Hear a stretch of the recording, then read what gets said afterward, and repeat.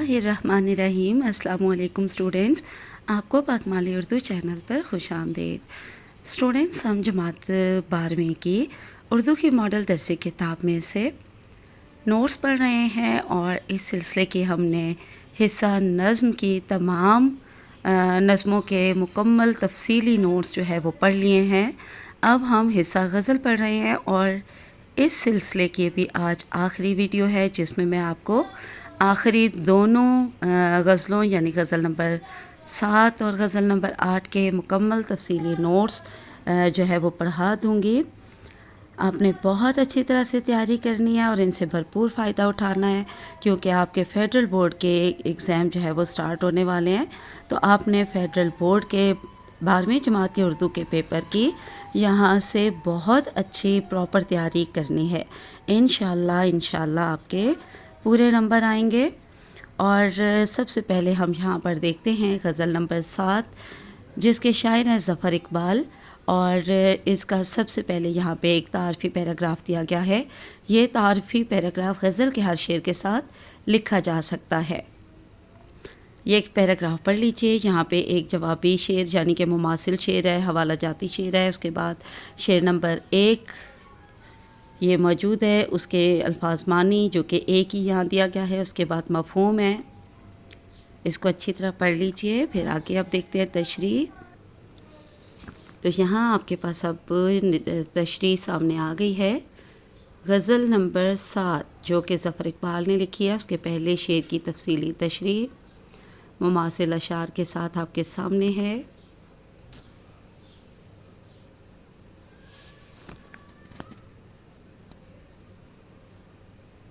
मेरे सामने बिल्कुल क्लियर नोट्स हैं। इंशाल्लाह आपको भी ये बिल्कुल क्लियर दिखेंगे और ज़रूर इंशाल्लाह आपके काम आएंगे। अब आगे शेर नंबर 2, इसके मानी, मफ़हूम और तशरीह।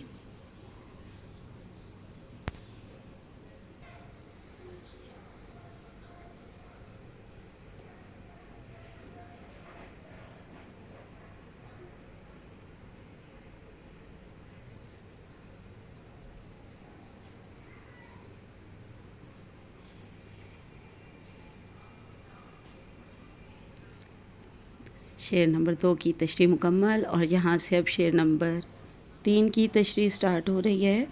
मानी, मफ़हूम मौजूद है सामने और ये आपके सामने तशरीह।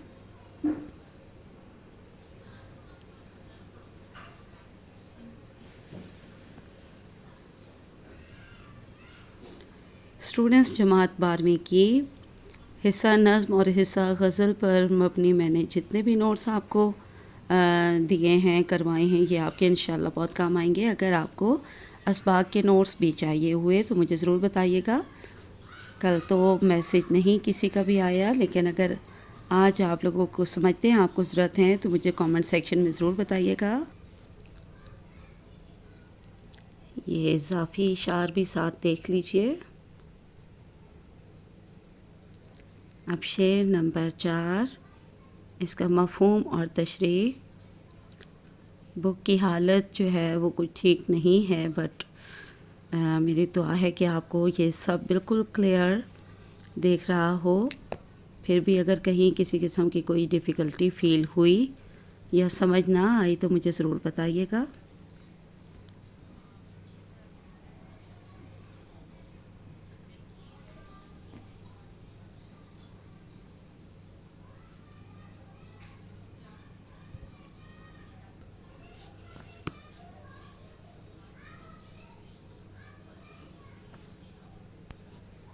अब इजाफ़ी अशार हैं यहाँ पे।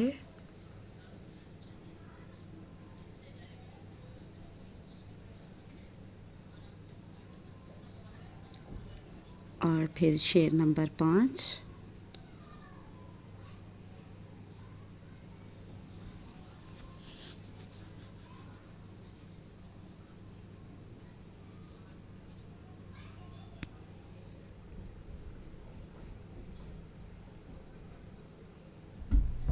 जी, तो यहाँ पे शेर नंबर 5 की तशरीह मुकम्मल और फिर शेर नंबर 6।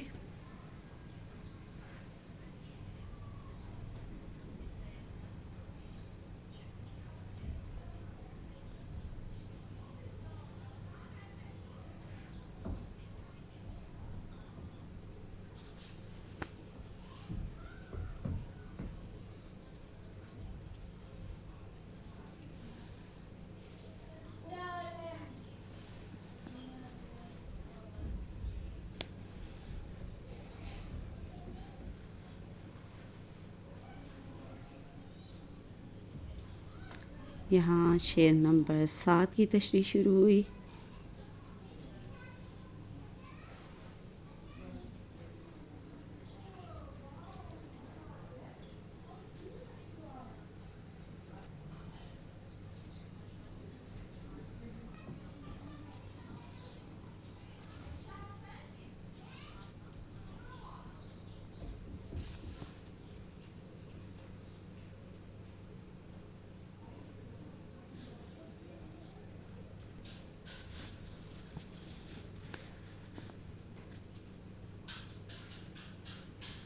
शेर नंबर 9।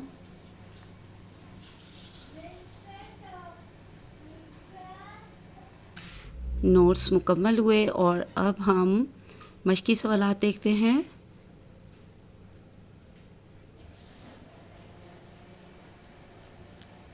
ये सवाल नंबर 3, 4, 5,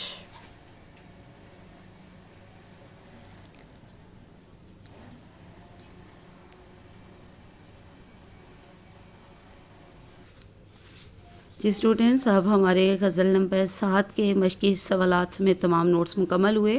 अब हमारे पास गज़ल नंबर 8 के जो है वो तफसीली नोट्स हैं और गज़ल नंबर 8 जो है ये शहज़ाद अहमद ने लिखी है।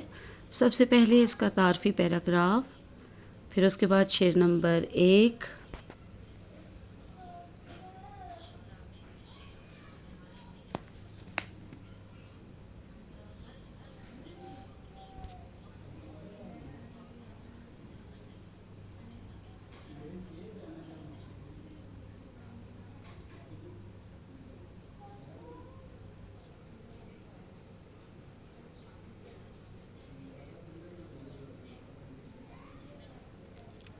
इज़ाफ़ी अशार। अब शेर नंबर 2, मानी मफ़हूम और तशरीह।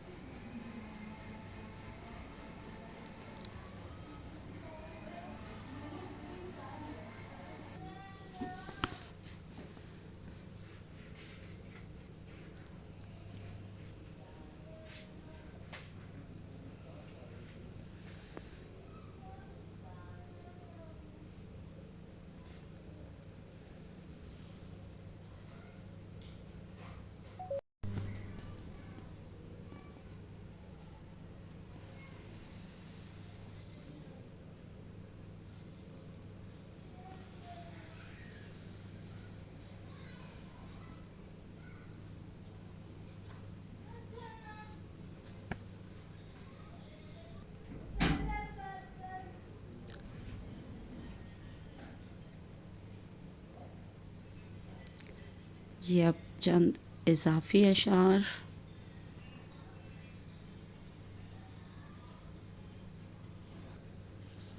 इसके बाद शेर नंबर 4, मफ़हूम तशरीह।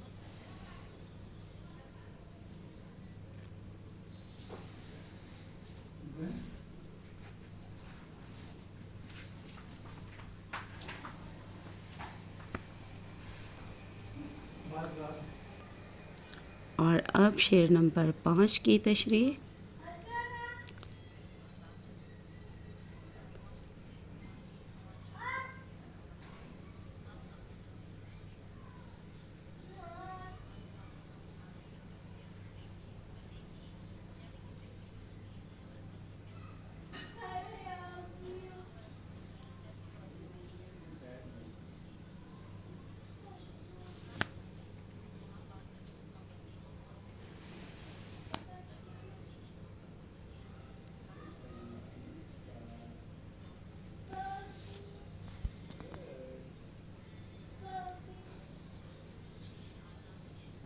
शेर नंबर 6,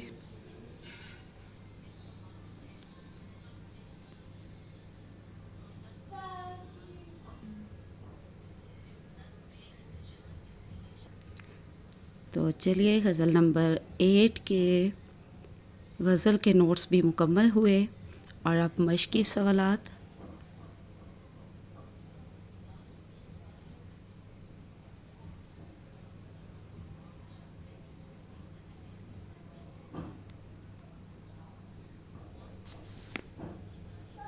और यहाँ पे मश्क भी मुकम्मल हुई। तो चलिए आज के लिए इतना काफ़ी है, और कल से इंशाल्लाह हम जमात ताहुम के नई बुक से असबाक की पढ़ाई शुरू करेंगे, और साथ साथ फिर हर सबक का जो है वो तफसीली हल भी, मश्की हल भी आपके सामने रखेंगे।